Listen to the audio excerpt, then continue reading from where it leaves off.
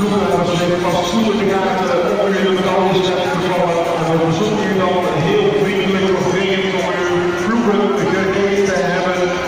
Zo rond de klok